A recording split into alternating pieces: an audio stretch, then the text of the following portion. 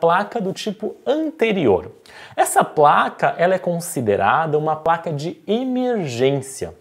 Ela é uma placa rápida de confeccionar, ela não é onerosa, porque a gente vai usar apenas resina acrílica, que é um material relativamente barato para usar na clínica, tá bom? Ela pode ser uma placa de transição até chegar a uma placa definitiva total.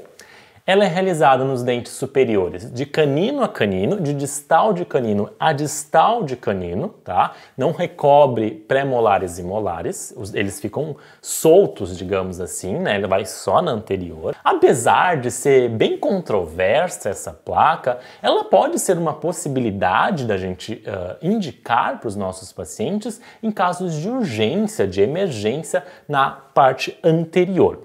A gente pode usar para várias indicações, como o bruxismo frequente, que tem uma dor aguda associada, enquanto a gente não faz uma placa total, para dores miofaciais, para miosites, para mialgias, para proteger restaurações e próteses até a finalização do tratamento ou até mesmo que a placa total seja confeccionada pelo laboratório.